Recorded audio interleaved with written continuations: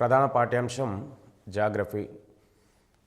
Teacher recruitment సంబంధించిన geography సంబంధించి ఈరోజు పాఠ్యాంశంలో భారతదేశం మరియు తెలంగాణ జాగ్రఫీ గురించి ఈ అంశాలని మనం ఈరోజు ప్రధానంగా చర్చించడం జరుగుతుంది. అయితే భారతదేశ భూగోళ శాస్త్రంలో అతి ప్రధానమైనది భారత నైసర్గిక స్వరూపం. భారత నైసర్గిక స్వరూపంలో మనకు ప్రధానంగా తీసుకుంటే భారతదేశాన్ని మనకు పూర్వకాలంలో జంబూ ద్వీపంగా పిలిచేవారు. ఆ తర్వాత మనకు సింధు నాగరికత కాలంలో భారతదేశాన్ని భరతుడు పాలించడం వలన మూలంగా మనకు భారతదేశం అనే పేరు రావడం జరిగింది. అయితే ఇటు తర్వాత ప్రపంచ ఉపరితలంలో భూగోళ ఉపరితలంపై ఉన్న 7 ఖండాలలో మనకు అతి పెద్ద ఖండమైన ఆసియా ఖండంలో భారతదేశం దక్షిణాన విస్తరించి ఉంది. అంటే ఆసియా ఖండంలో భారతదేశం దక్షిణ ఆసియాలో విస్తరించి ఉంది. అయితే భారతదేశాన్ని ఉపఖండంగా కూడా పిలువబడడం జరుగుతుంది. ఉపఖండం అనగా సహజంగా ఖండానికి ఉండే లక్షణాలను కలిగి ఉన్న ఏదైనా ఒక భూభాగాన్ని ఉపఖండంగా పిలుస్తూ ఉంటారు. అంటే ఉపఖండానికి గల ప్రధాన లక్షణాలు తీసుకుంటే ఖండానికి ఉండాల్సిన లక్షణాలైనటువంటి అత్యధిక జనాభా, అత్యధిక విస్తీర్ణం కలిగి ఉండాలి. అటు తర్వాత వివిధ రకాల భాషలు, వివిధ రకాల నైసర్గిక స్వరూపము, అదేవిధంగా మరియు ఈ భారతదేశానికి ఏదైతే మన ప్రపంచంలో ఎలాంటి శీతోష్ణ స్థితులు ఉన్నాయో అలాంటి శీతోష్ణ స్థితులు ఏదైనా ఒక ప్రాంతానికి ఉంటే దాన్ని ఉపఖండంగా పిలుస్తూ ఉంటారు. అంటే ప్రపంచంలో భారతదేశాన్ని ఒక ఉపఖండంగా పిలవడానికి ప్రధాన కారణాలు తీసుకుంటే భారతదేశంలో అత్యధిక జనాభా ఉండడం, అదేవిధంగా ప్రపంచంలో 7వ అతిపెద్ద దేశంగా కూడా ఉండడం, మరియు అదేవిధంగా అత్యధిక జనాభా, ఎన్నో రకాలైనటువంటి భాషలు, మనకు ఎన్నో రకాల వైవిధ్యాన్ని కలిగినటువంటి నైసర్గిక స్వరూపం కలిగి ఉండడం చేత భారతదేశాన్ని మనం సహజంగా ఒక ఉపఖండంగా పిలవడం జరుగుతుంది. అయితే భారతదేశాన్ని అరబ్ దేశస్థులు మనకు పూర్వకాలంలో హిందుస్థాన్ అనే పేరుతోని పిలిచేవారు. అయితే మనకు ఆ తర్వాత తీసుకుంటే సింధు నదిని మనకు ఆంగ్లంలో ఇండాస్ అనే పేరుతో పిలుస్తారు.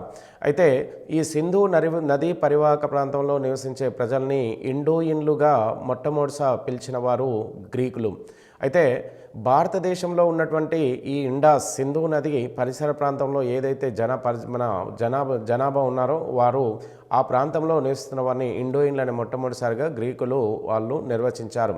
అయితే ప్రపంచంలో అత్యధిక జనాభా కలిగిన అతి పెద్ద దేశము మనకు రష్యా దేశం, 2వ అతి పెద్ద దేశం కెనడా, 3వ అతి పెద్ద దేశము చైనా, 4వది అమెరికా, 5వది బ్రెజిల్, 6వ అతి పెద్ద దేశము ఆస్ట్రేలియా, 7వది అతి పెద్ద దేశమైన 7వ దేశం భారతదేశం.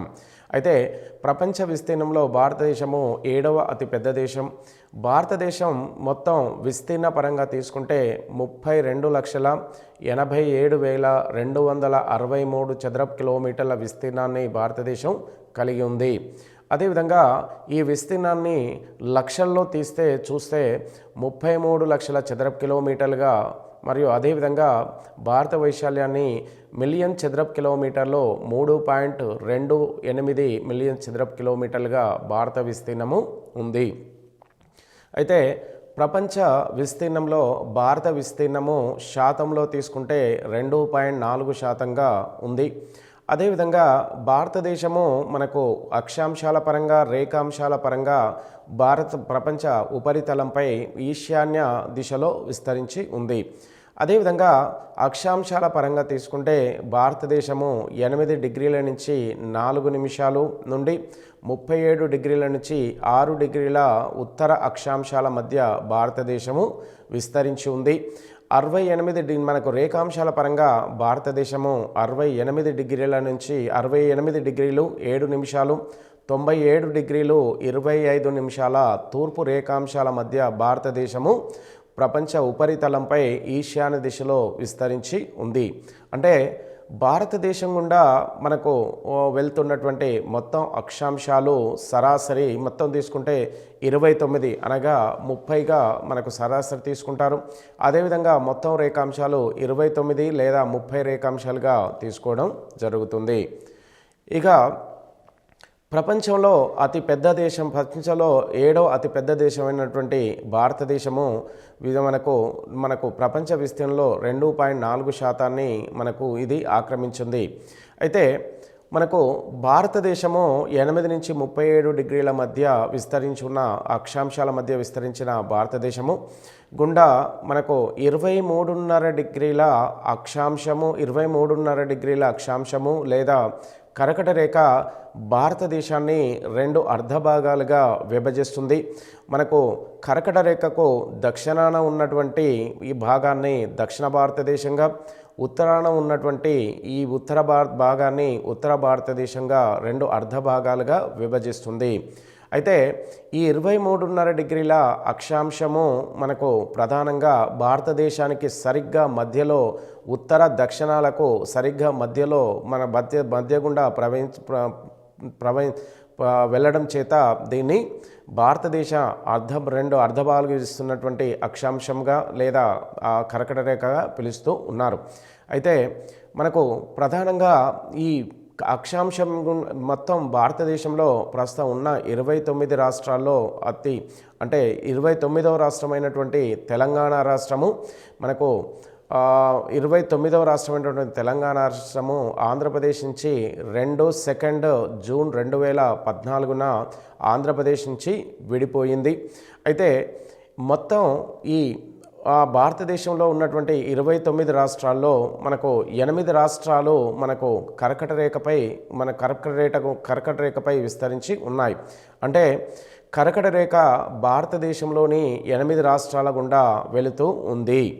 అయితే ఈ 8 రాష్ట్రాల్లో గుజరాత్, రాజస్థాన్, ఛత్తీస్గఢ్, మధ్యప్రదేశ్, జార్ఖండ్, వెస్ట్ బెంగాల్, త్రిపుర, మిజోరాం అంటే కర్కట రేఖ 8 రాష్ట్రాల పైన మన కర్కట రేఖ 8 రాష్ట్రాల గుండా వెళుతూ ఉంది.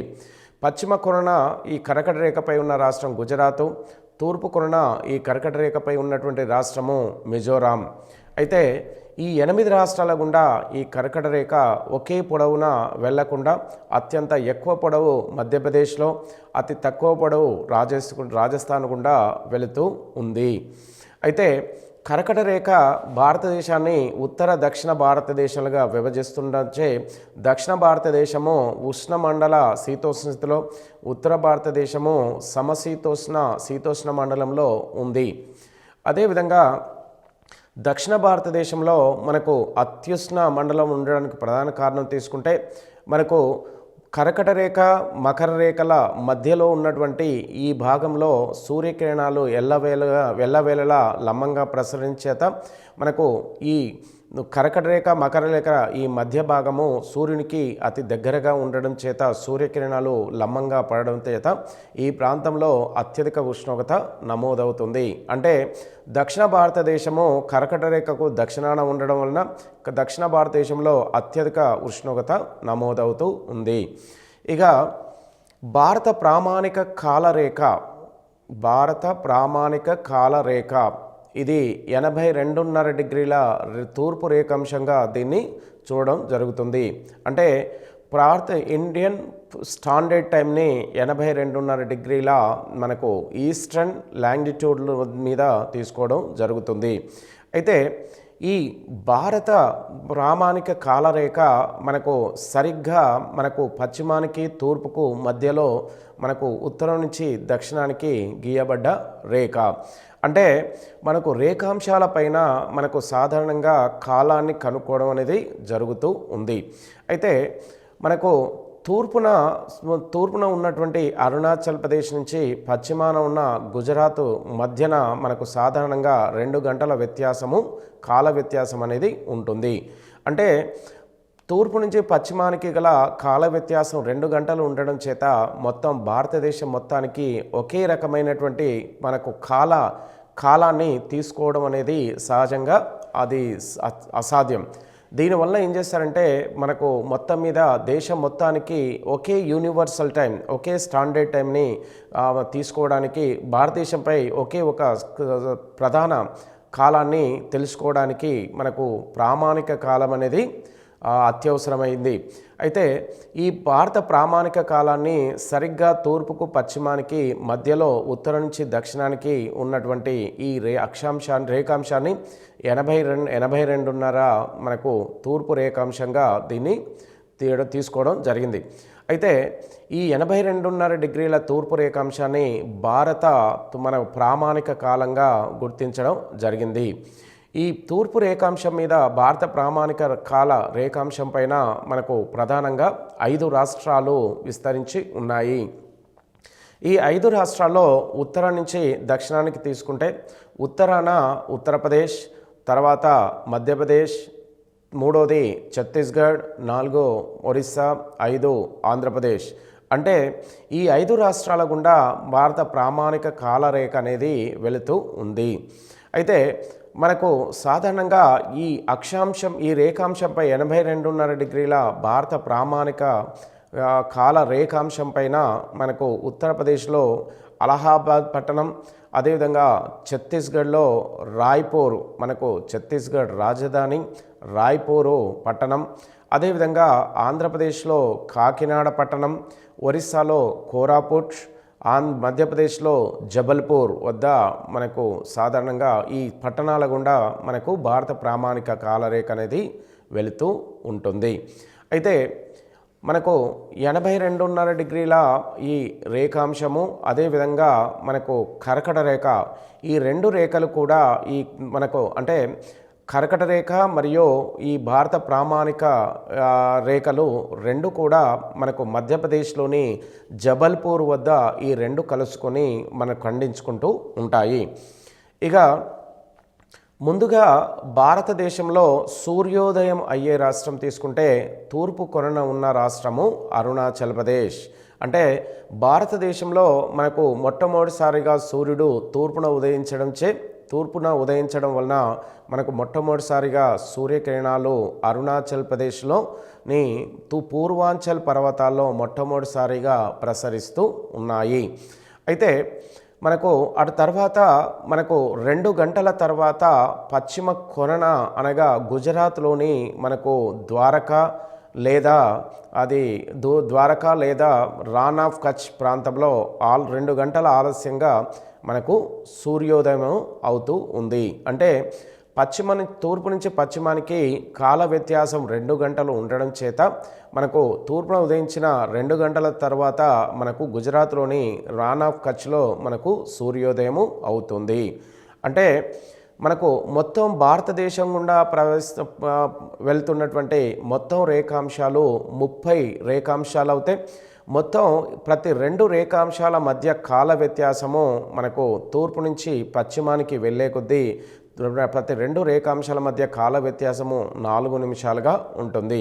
అంటే భారత్ గుండా మొత్తం వెళ్తున్నటువంటి రేఖాంశాలు 30, 2 రేఖాంశాల మధ్య కాల వ్యత్యాసం 4 నిమిషాలు కావడం చేత 30 × 4 నిమిషాలు మనకు 120 నిమిషాలుగా ఇది ఈ 120 నిమిషాలుగా కాల వ్యత్యాసం ఉంది.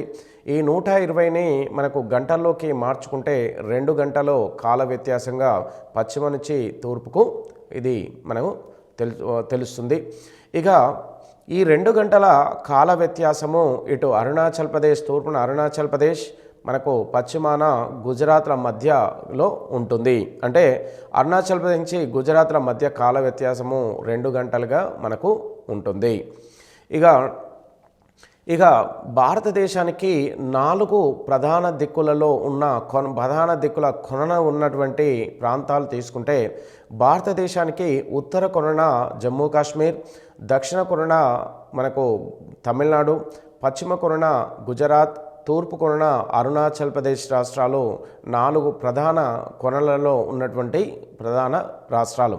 ఇక భారతదేశానికి ఉత్తర కొనన ఉన్న ప్రాంతం తీసుకుంటే కిలిక్ దావన్ పాస్ అనేది మనకు ఇది ఖరకొరం పర్వతాల్లో ఉత్తర కొనన ఉన్నటువంటి కరకొరం పర్వతాలపై ఉన్నటువంటి ఒక కనుమ.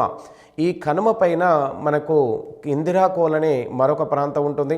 మనకు సాధారణంగా ఉత్తర కొనన చివరి కొనన ఉన్న ప్రాంతం తీసుకుంటే ఇందిరాకోల్ అంటారు. ఇందిరాకోలు మనకు కిలిక్దామన్ కనుమ పైన ఉంది. ఈ కిలిక్దామ్ కనుమ మనకు కరకొరం పర్వతాలపైన, కరకొరం పర్వతం జమ్మూ కాశ్మీర్ పైన ఉన్నట్టుగా తెలుస్తుంది. అంటే మనకు ఉత్తర కొరన మనకు ఇందిరాకోల్ ఉంది. మనకు అదేవిధంగా దక్షిణ కొరన మనకు గుజరాత్లో మనకు దక్షిణ కొరన ఉన్నటువంటి గుజరాత్లోని ప్రాంతమైనటువంటి కన్యాకుమారి, మనకు అదేవిధంగా దక్షిణ చివరి కొరన దీవులతో కలుపుకొని దక్షిణ కొరన ఉన్న ప్రాంతము ఇందిరా పాయింట్. ఇది అండమాన్ నికోబార్ దీవులో విస్తరించి ఉన్నటువంటి కొన. అండమాన్ నికోబార్ దీవుల్లో ఉన్నటువంటి ప్రాంతము ఇందిరా పాయింట్.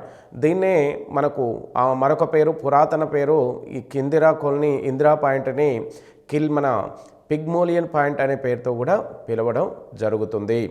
అయితే ఈ దక్షిణ కొరన ఉన్న ఈ ఇందిరా పాయింట్ అండమాన్ నికోబార్ దీవుల్లోని గ్రేట్ నికోబార్ దీవులో ఇది 6 డిగ్రీల అక్షాంశం పైన ఇది విస్తరించి ఉంది.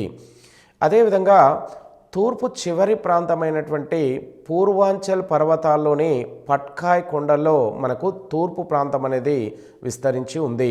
అయితే తూర్పు కొరన ఉన్న రాష్ట్రము అరుణాచల్ ప్రదేశ్. ఈ అరుణాచల్ ప్రదేశ్ మరియు మయన్మార్ ప్రాంతం మధ్య సరిహద్దుగా ఉన్నటువంటి పర్వతాల్లో పూర్వాంచల్ పర్వతాలు. ఈ పూర్వాంచల్ పర్వతాల్లో అరుణాచల్ ప్రదేశ్లో ఫట్కాయ్ కొండలు ఉన్నాయి. ఈ ఫట్కాయ్ కొండల్లో మొట్టమొదటిసారిగా తూర్పున సూర్యకిరణాలు ఈ ఫట్కాయ్ కొండల్లో మనకు ప్రసరిస్తూ ఉంటాయి. అంటే తూర్పు కొరన ఉన్నటువంటి ప్రాంతము ఫట్కాయ్ కొండలు, ఇవి అరుణాచల్ ప్రదేశ్లో ఉన్నాయి. అదేవిధంగా పశ్చిమాన చివరి ప్రాంతం తీసుకుంటే ఇది గుజరాత్ రాష్ట్రంలోని ద్వారకా ప్రాంతం. ఈ ద్వారకా ప్రాంతము పూర్వకాలంలో మనకు ఇది అరేబియా సముద్రంలో మునిగి ఉన్నట్టుగా తెలుస్తుంది. అయితే ఇటు ద్వారకాని కాకుండా మనకు తూర్పు కొరన ఉన్న ప్రాంతంగా తీసుకుంటే రాన్ ఆఫ్ కచ్, ఇది గుజరాత్లోని పశ్చిమ కొరన ఉన్న ప్రాంతము. ఇక భారతదేశపు ఉత్తర దక్షిణాల మధ్య దూరం తీసుకుంటే 3214 కిలోమీటర్లుగా ఈ మొత్తం దూరం ఉంది.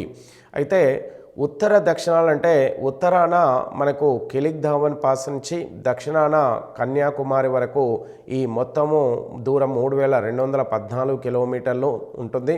ఇక అదేవిధంగా పశ్చిమ నుంచి తూర్పు మధ్య దూరము 2933 కిలోమీటర్లుగా ఈ మధ్య దూరం ఉంటుంది.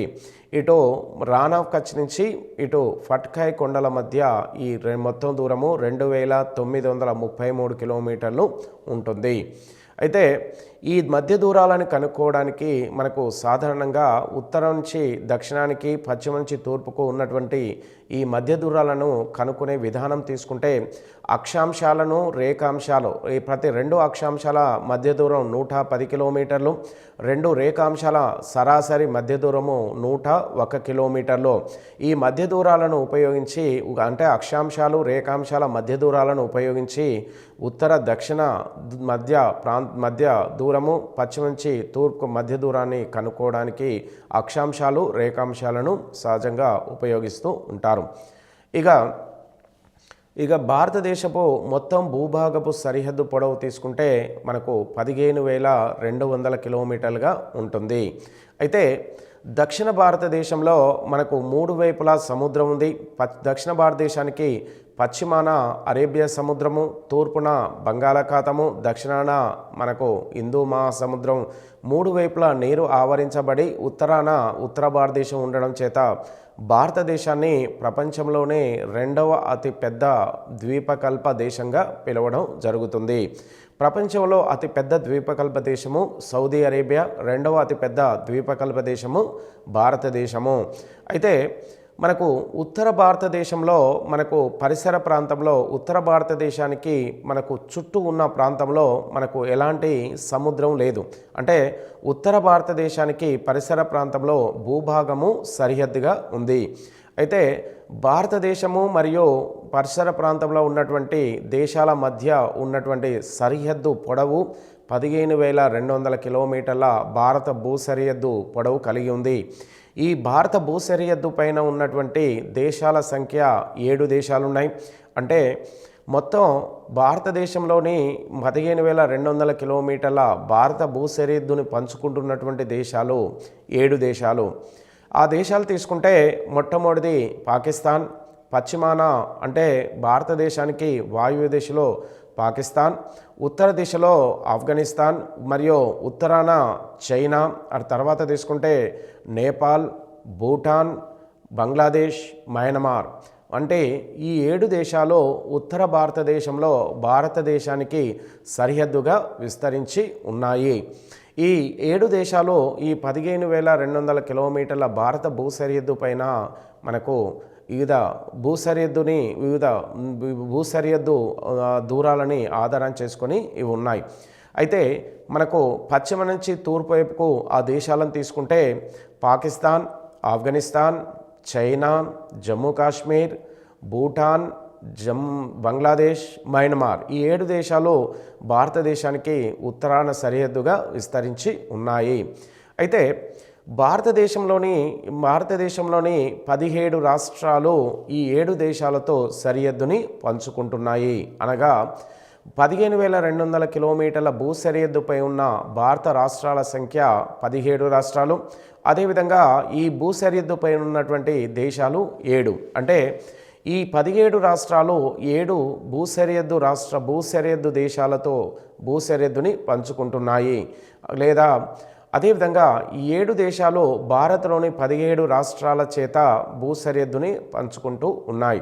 అయితే భారత్తోని సరిహద్దు పంచుకుంటున్నటువంటి దేశాల్లో మొట్టమొదటి తీసుకుంటే పాకిస్తాన్తో భారతదేశంలోని ఎన్ని రాష్ట్రాలు భారత భూ సరిహద్దును పంచుకుంటున్నాయనే విషయం తీసుకుంటే పాకిస్తాన్తో సరిహద్దు కలిగినటువంటి రాష్ట్రాలు 4.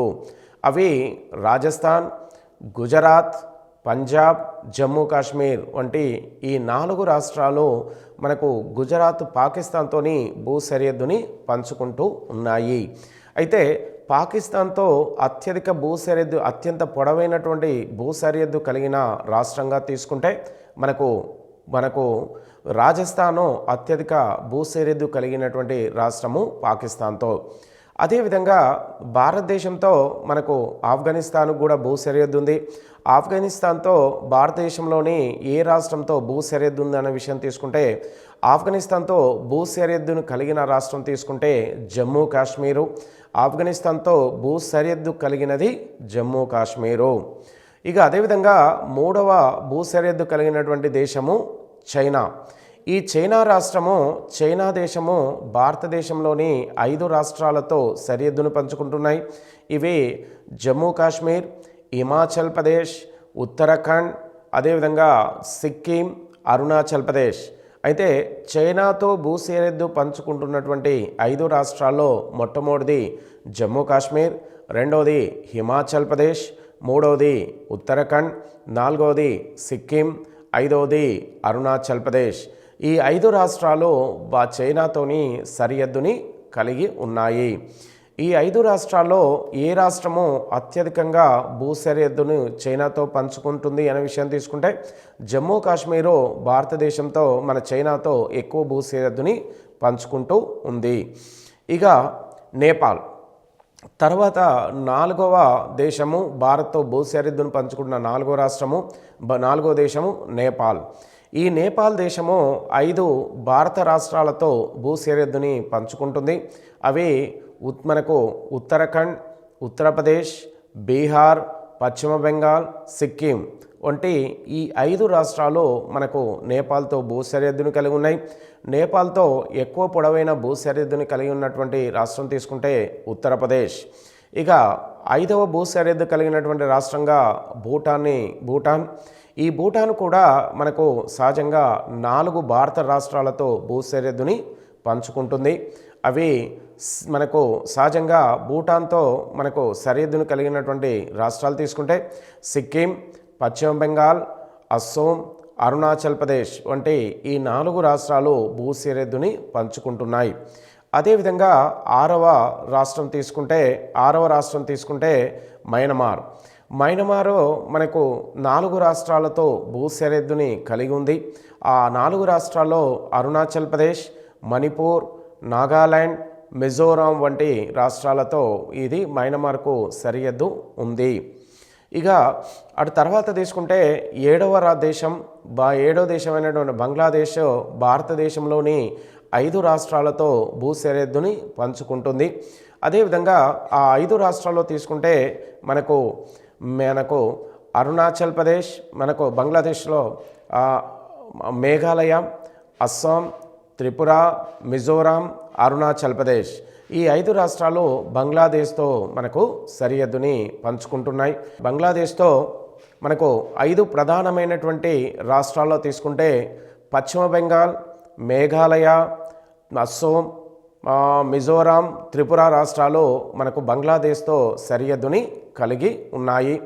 అదేవిధంగా ఈ 7 దేశాలు భారతదేశంలోని 17 రాష్ట్రాలతో సరిహద్దును పంచుకుంటున్నాయి.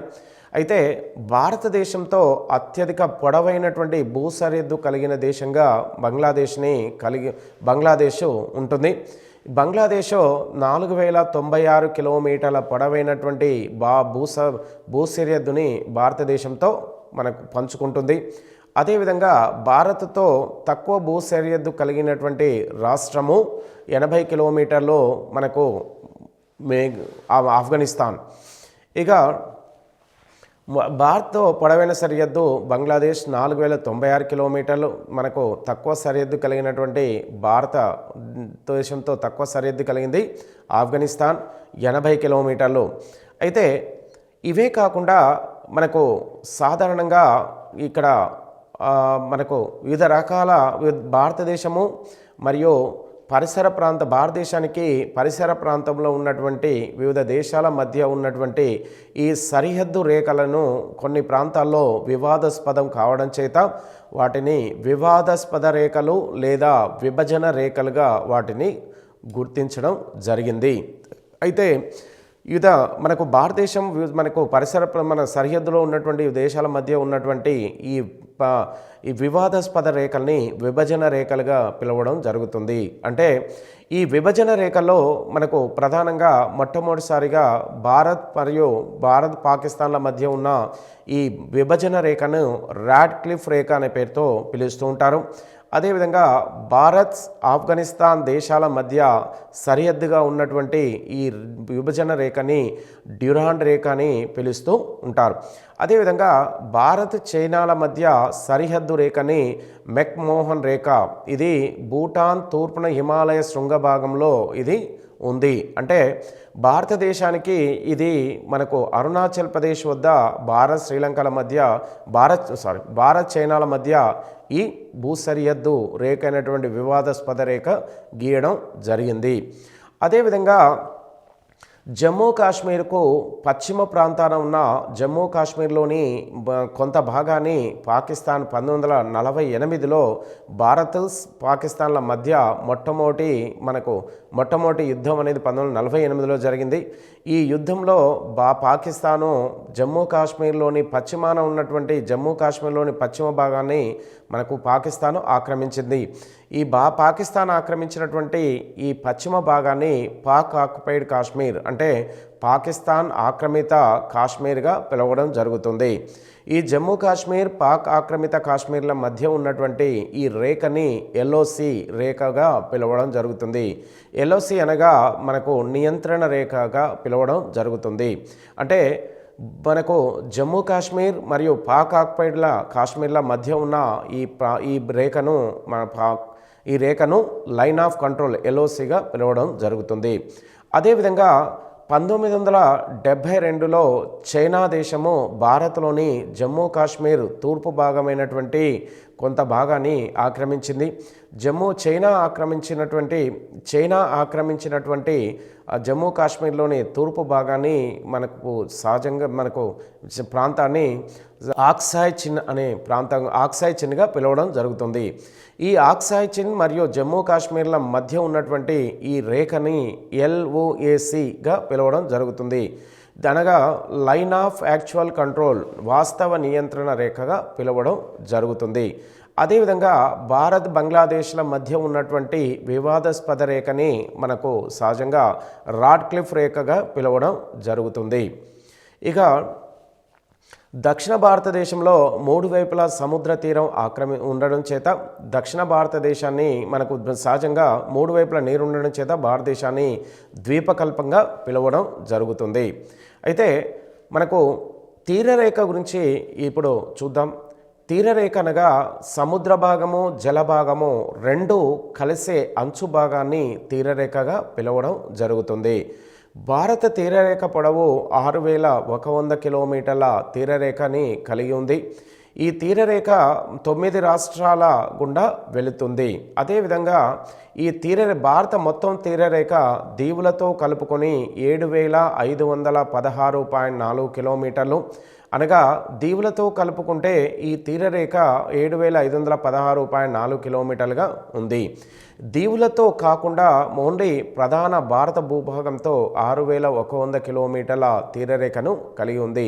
ఈ 6100 కిలోమీటర్ల తీరరేఖపై ఉన్న భారత రాష్ట్రాల సంఖ్య 9.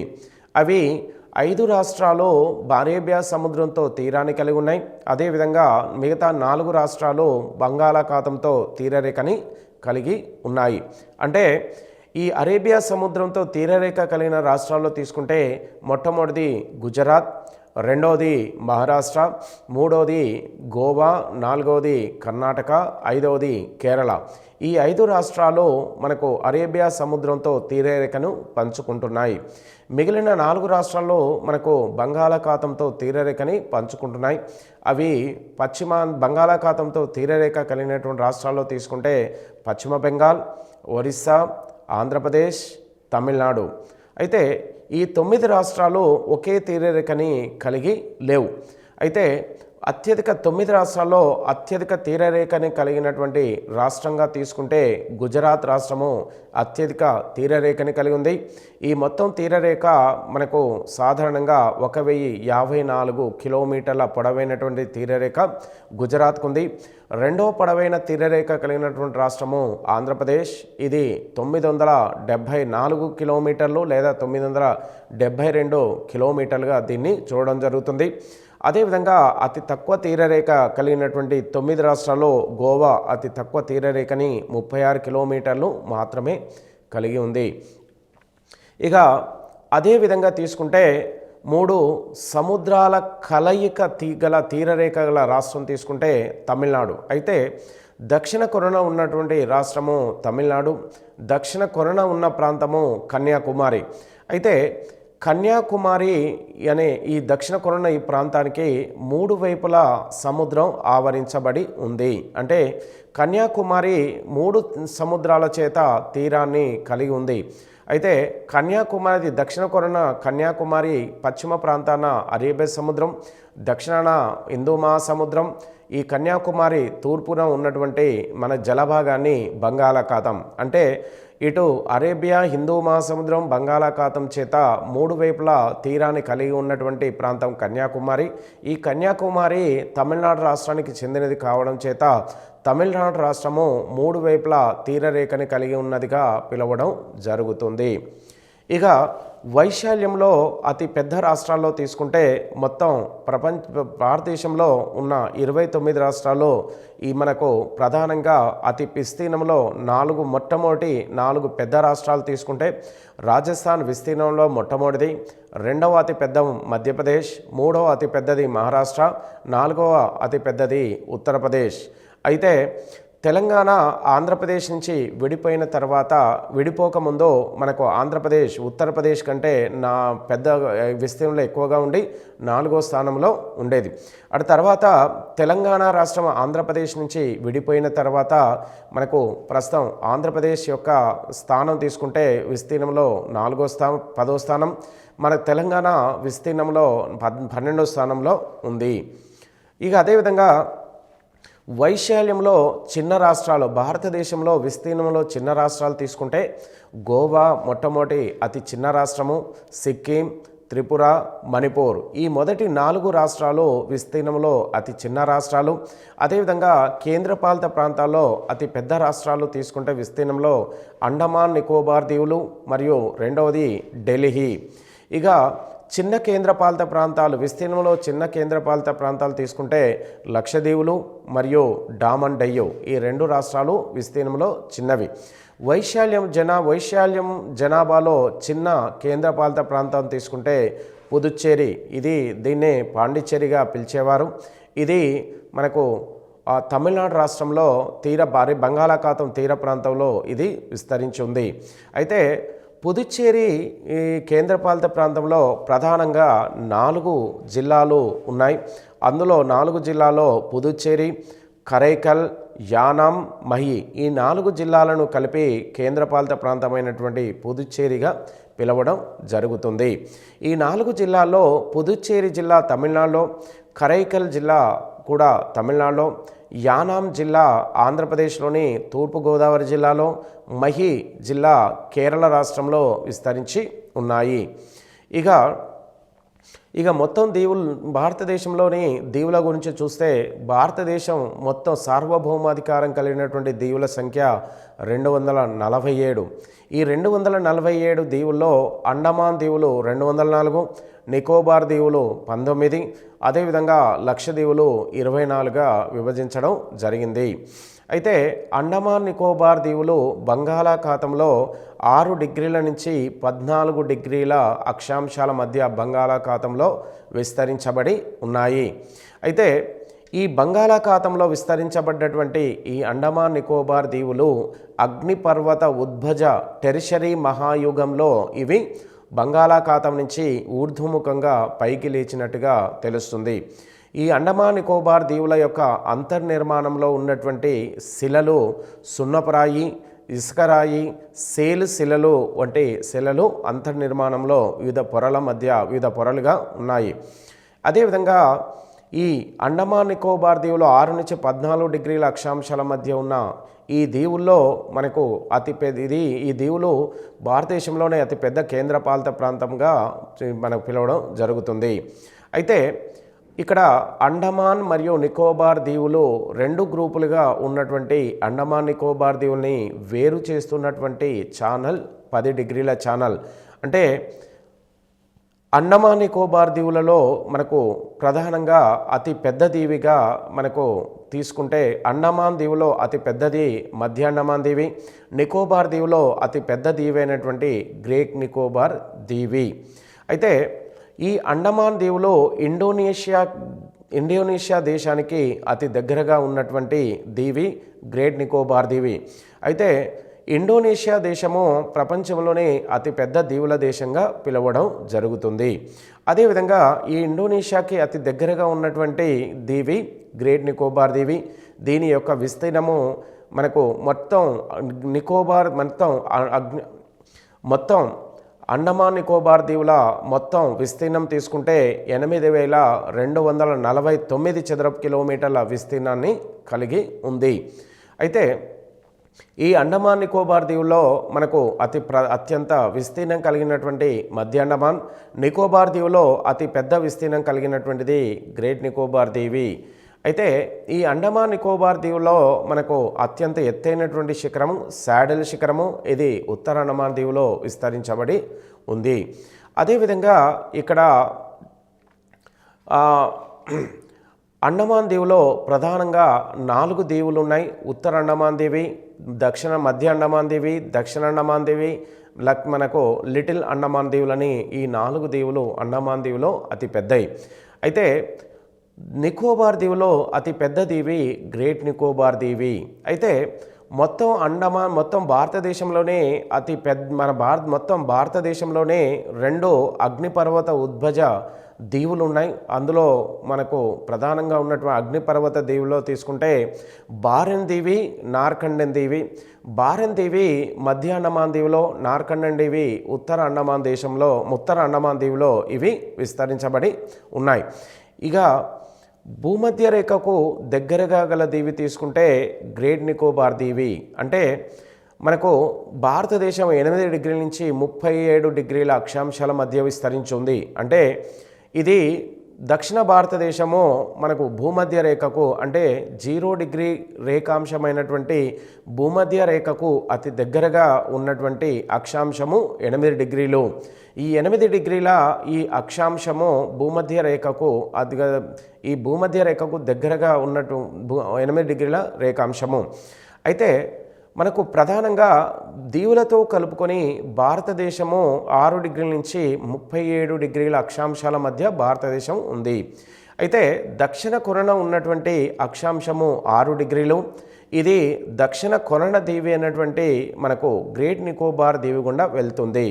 ఈ గ్రేట్ నికోబార్ దీవిలో ఉన్న దక్షిణ కొరన ఉన్నటువంటి ప్రాంతమైన ఇందిరా పాయింట్ గుండా ఈ 6 డిగ్రీల అక్షాంశం వెళ్తుంది. అంటే 6 డిగ్రీల అక్షాంశంపై ఉన్నటువంటి ఇందిరా పాయింట్ భూమధ్య రేఖకు అతి దగ్గరగా ఉంది.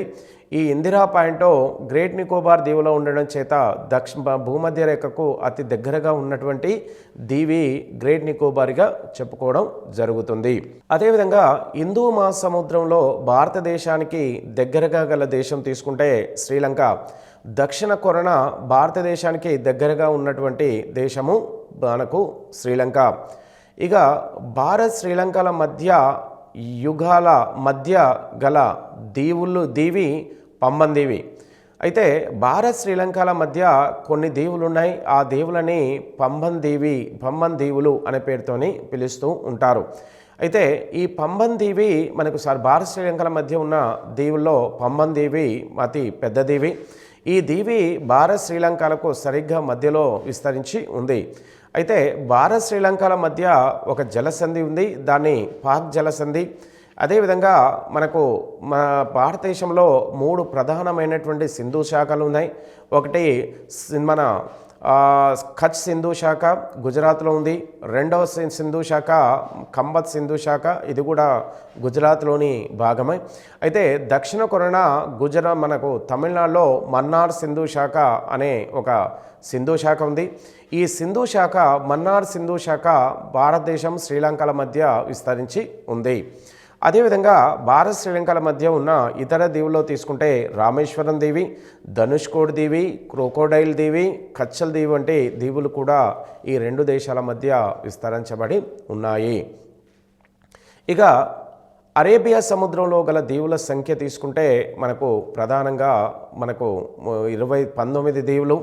ఈ మొత్తం 19 దీవుల్లో మనకు మొత్తం ఈ దీవుల్లో మన లక్షద్వీపులు అరేబియా సముద్రంలో ఉన్న ఈ లక్షద్వీపుల యొక్క మొత్తం విస్తీర్ణము 32 చదరపు కిలోమీటర్లుగా ఈ మొత్తం విస్తీర్ణం ఉంది. అయితే ఈ లక్షద్వీపులు మనకు 8 డిగ్రీల నుంచి 11 డిగ్రీల మధ్య మనకు ఇవి అరేబియా సముద్రంలో విస్తరించబడి ఉన్నాయి. అయితే ఈ అరేబియా సముద్రంలో ఉన్న ఈ లక్షద్వీపులు వివిధ సముద్ర జీవుల యొక్క అవశేషాల చేత ఊర్ధ్వముఖంగా పైకి లేవడం చేత ఈ లక్షద్వీపుల్ని పగడపు దీవులుగా కూడా పిలవడం జరుగుతుంది. ఈ 8 నుంచి 11 డిగ్రీల అక్షాంశాల మధ్య ఉన్న ఈ లక్షద్వీపుల్లో అతి పెద్ద దీవి మినికాయ్ దీవి. రెండవ అతి పెద్ద దీవి సుహేలి దీవి. ఈ మినికాయ్ దీవి సుహేలి దీవిని వేరు చేస్తున్నటువంటి ఛానల్ 9 డిగ్రీల ఛానల్. అయితే ఈ దక్షిణ కొరన ఉన్నటువంటి లక్షద్వీపుల్లోని దీవి పేరు మినికాయ్ దీవి. లక్షద్వీపులోని మినికాయ్ దీవి మనకు మాల్దీవులకు అతి దగ్గరగా ఉన్నటువంటి దీవి. అయితే ఈ లక్షద్వీపుల్లో మనకు లక్షద్వీపులకు దక్షిణాన మనకు 8 డిగ్రీల ఛానల్కు మరియు 8 డిగ్రీల ఛానల్కు దక్షిణాన మాల్దీవుల దేశము విస్తరించబడి ఉంది. అంటే లక్షద్వీపులు మరియు మాల్దీవుల మధ్య ఉన్నటువంటి ఛానల్ 8 డిగ్రీల ఛానల్. అయితే ప్రపంచంలో అతి చిన్న దేశమైనటువంటి వాటికన్ సిటీ మనకు ఆసియా ఖండంలో అతి చిన్న దేశము మాల్దీవులు.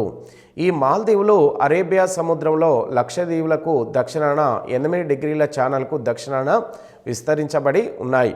వీటి యొక్క ఈ మాల్దీవుల విస్తీర్ణము 300 చదరపు కిలోమీటర్లు కలిగినటువంటి ఈ మాల్దీవులు ఆసియాలోనే అతి చిన్న దేశము.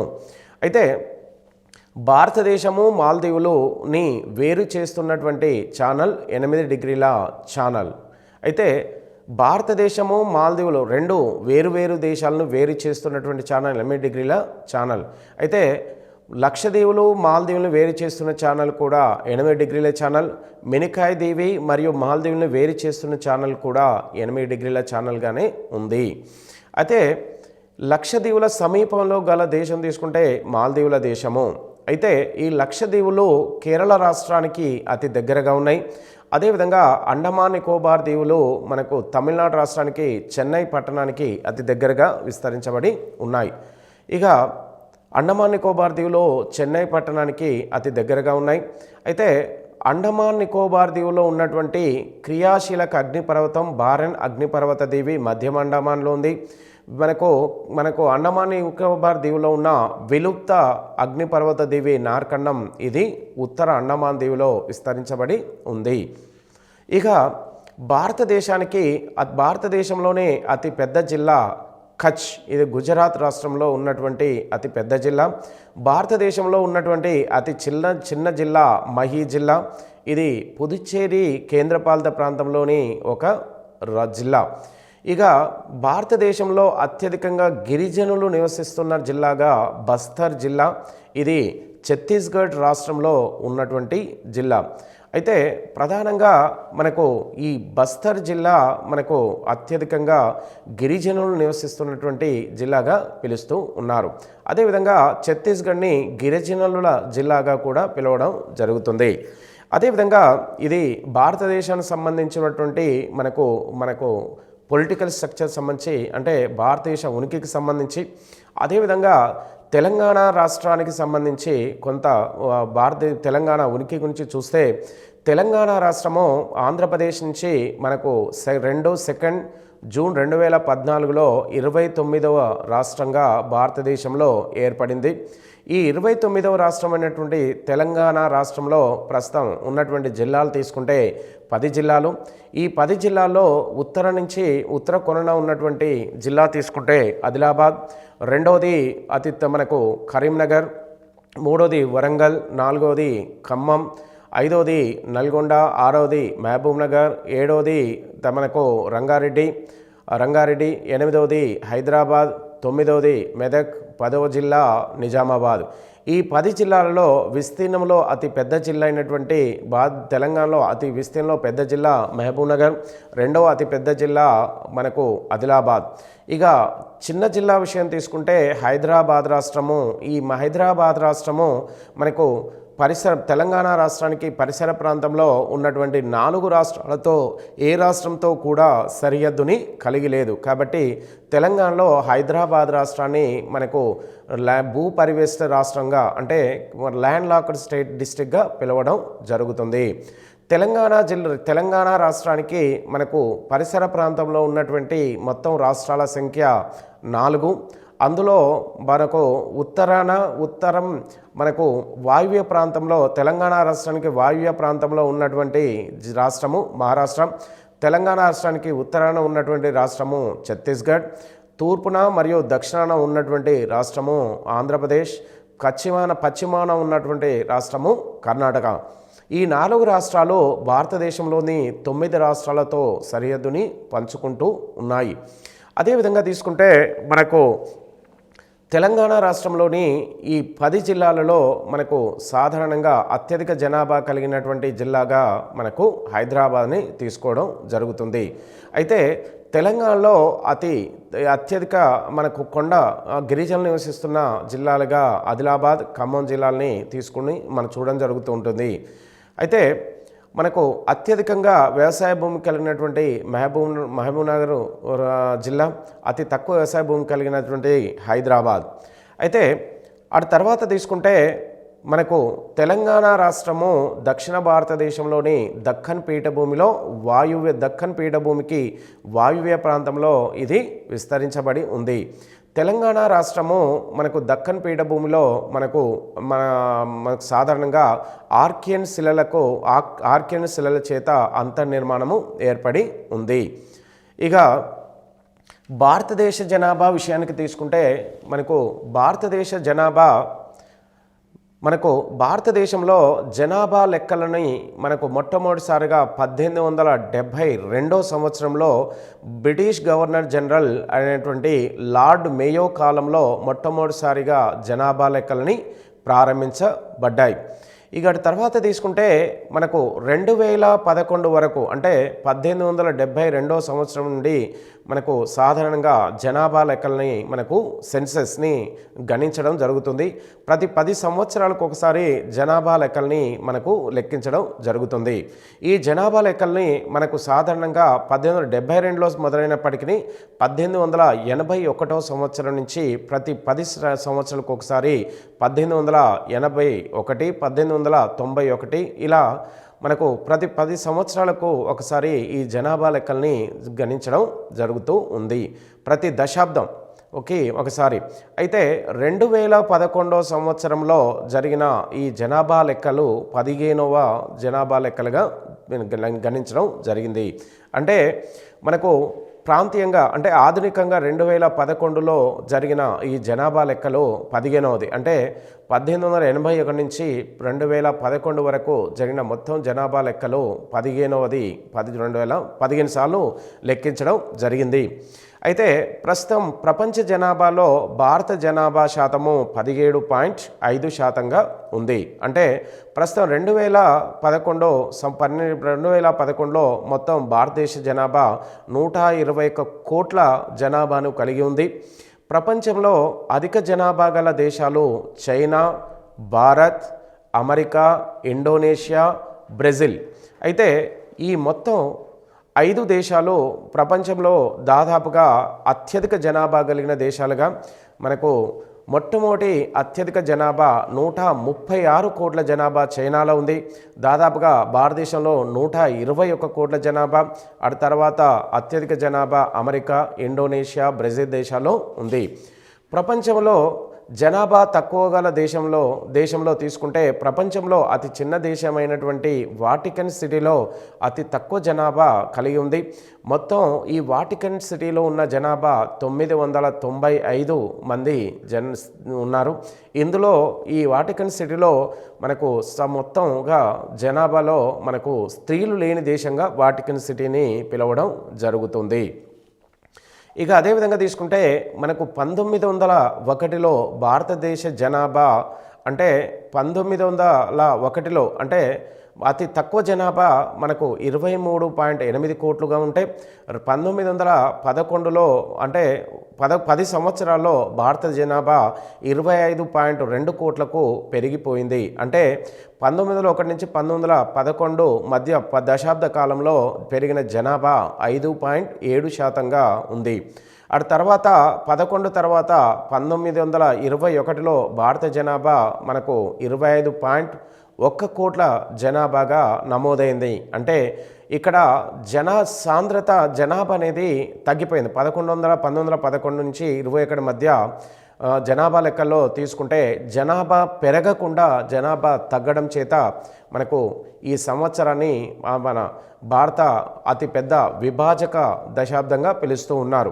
అయితే 21లో ఈ జనాభా లెక్కల్లో మనకు జనాభా ఎంత తగ్గిందనే విషయం తీసుకుంటే -0.3% జనాభా తగ్గడం అనేది జరిగింది.